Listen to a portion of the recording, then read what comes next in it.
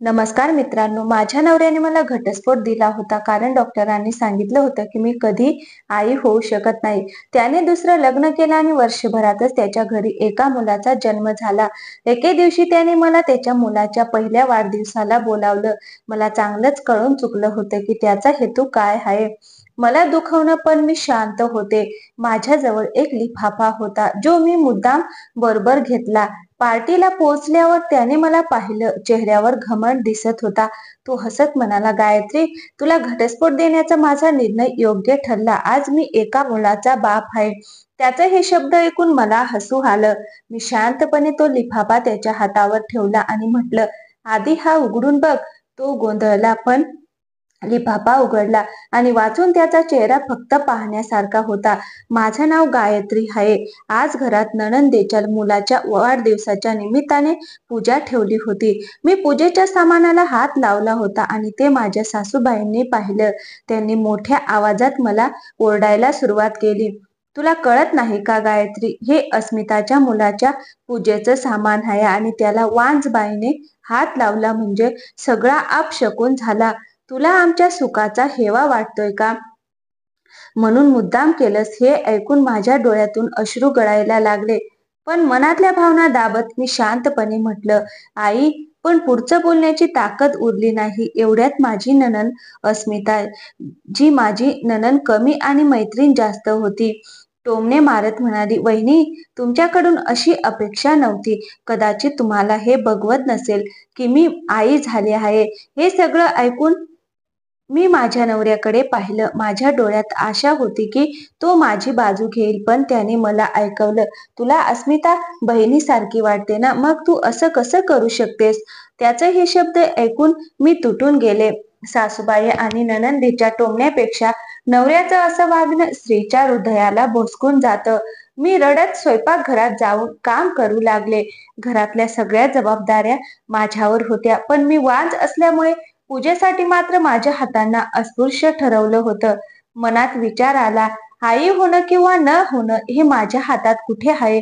माझ्या सासूबाई शाळेत शिक्षिका होत्या, नणंद वकील होती आणि नवरा इंजिनियर.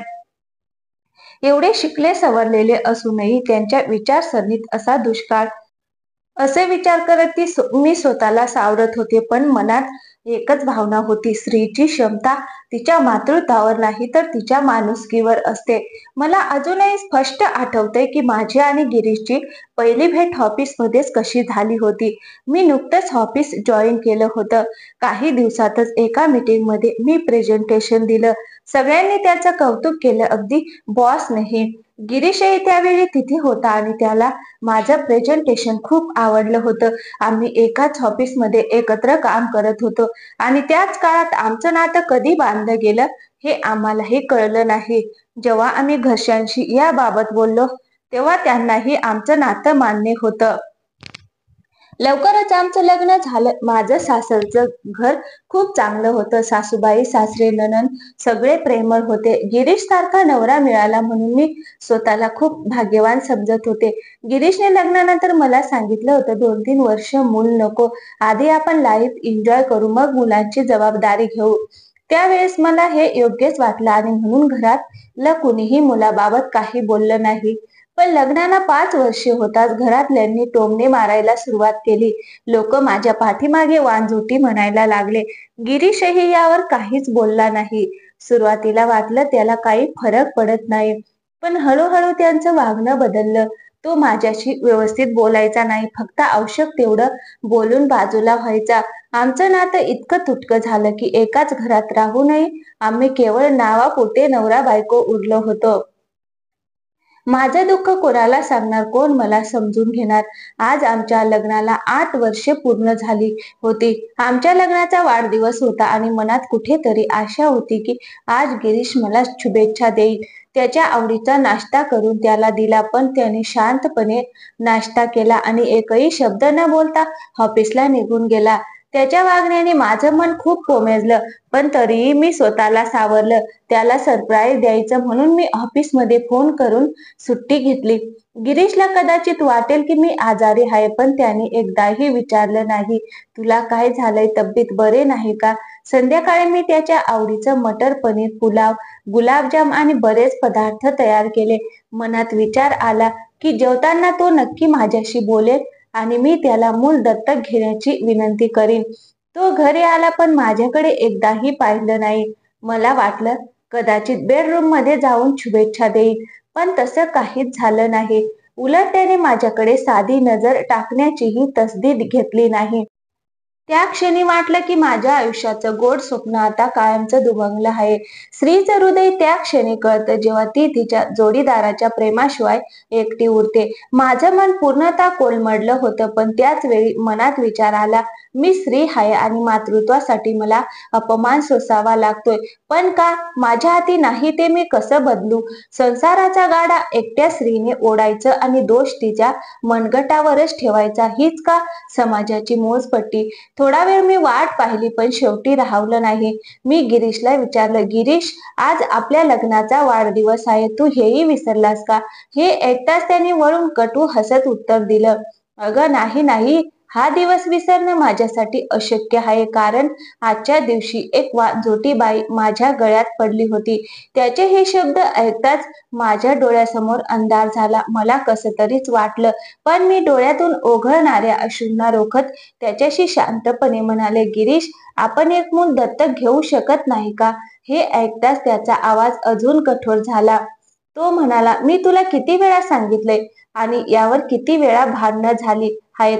मी दुसऱ्यांचं मूल, दुसऱ्यांचं रक्त दत्तक घेणार नाही. मला माझं स्वतःचं मूल हवंय, पण ते तू या जन्मात तरी मला नाही देऊ शकत. आणि हो, आज आपल्या लग्नाचा वाढदिवस आहे ना, म्हणून मी तुझ्यासाठी खास एक गिफ्ट आणलंय. हे ऐकताच मी विचार करू लागले की जो माणूस कायम नाही ची टकळी लावत असतो, तो माझ्यासाठी काय गिफ्ट आणेल. काही क्षणात त्याने माझ्या हातात एक लिफाफा दिला. मी उत्सुकतेने लिफाफा उघडला आणि त्यातलं पाहून माझ्या हृदयाला धक्का बसला. घटस्फोटाचे कागद होते ते. त्या कागदांवरची अक्षरे पुसट दिसायला लागली. डोळे अश्रूंनी भरले होते. मला विश्वासच बसत नव्हता की जो माणूस कधी माझ्या प्रेमाने भरलेल्या नजरेने पाहायचा, माझं कौतुक करायचा, प्रत्येक संकटात माझ्या सोबत उभा राहायचा, तोच आज एका मुलासाठी मला घटस्फोट देत होता. वाटलं मोठ्याने ओरडून रडावं, पण स्वतःला सावरलं. शांतपणे मी घटस्फोटाच्या कागदांवर सही केली. मनात एकच विचार आला, ज्या माणसाच्या मनात माझ्यासाठी प्रेमच उरलं नाही, त्याच्यासोबत राहण्यात काहीही अर्थ नाही. दुसऱ्या दिवशी मी ते घर कायमचं सोडलं. मला माहिती होतं गिरीशला हेच हवं होतं. काही दिवसांनी मी प्रयत्नपूर्वक माझं ट्रान्सफर दुसऱ्या ब्रँचमध्ये करून घेतलं. त्याच्याबरोबर काम करणं म्हणजे जखमेवर मीठ चोळण्यासारखं होतं. महिन्याभरात गिरीशचं दुसरं लग्न झालं. एका वर्षाने कळलं की त्याला मुलगा झाला होता. त्या मुलाच्या वाढदिवसानिमित्त गिरीशने मोठी पार्टी आयोजित केली होती.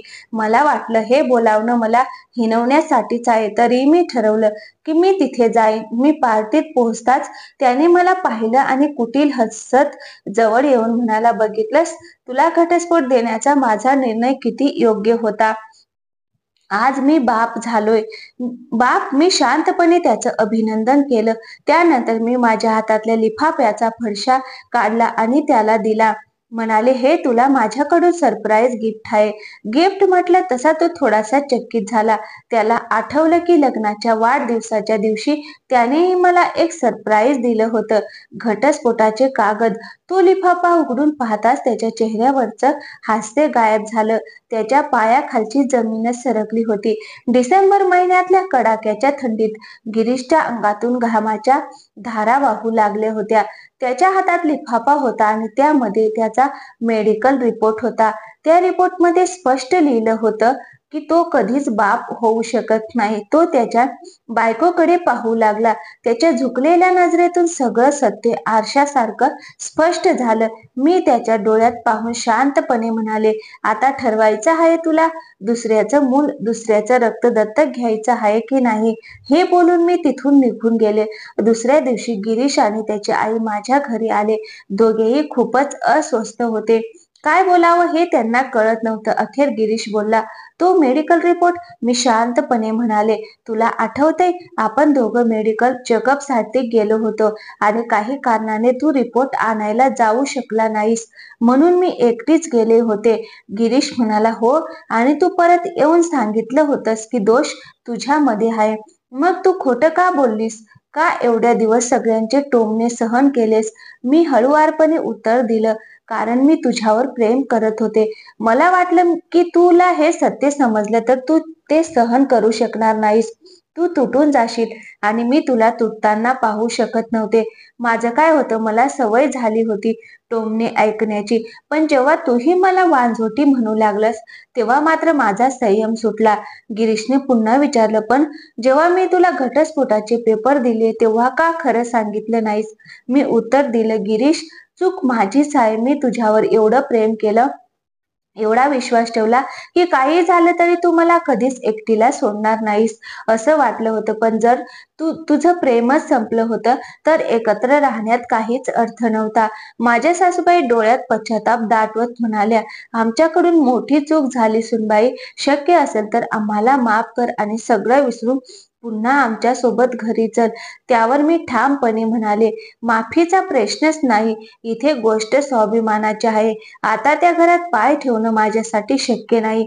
मी गिरीशला सरप्राईज गिफ्ट म्हणून तो रिपोर्ट दिला, कारण मला बघायचं होतं हे सत्य कळल्यावरही तू दुसऱ्याचं मूल दत्तक घेतो का नाही. जेव्हा मी यापूर्वी तुला विचारलं होतं तेव्हा तू सरळ नकार दिला होतास. गिरीश, पुरुष नेहमी स्वतःच्या कर्तव्याचा आणि जबाबदारीचा मोठा डोलारा मांडतात, पण दोष पुरुषामध्येही असतो हे ते सहज विसरून जातात आणि आपल्या अहंकारामुळे बायकांवर अन्याय करतात. पण ते विसरतात की ज्या स्त्रीवर अन्याय होतो तिच्या पाठीशी देव असतो. मित्रांनो, आयुष्य जगताना कधीही कोणावर अन्याय करू नका आणि जर तुमच्यावर अन्याय झाला तर त्याला कधीच सहन करू नका, कारण जगणं म्हणजे स्वाभिमान टिकवणं आहे. तर मित्रांनो, कशी कशी वाटली आजची कथा? आवडली असेल तर व्हिडिओला एक लाईक करा आणि हो, आमच्या चॅनलवर नवीन असाल तर चॅनलला सबस्क्राईब नक्की करा. थँक्यू.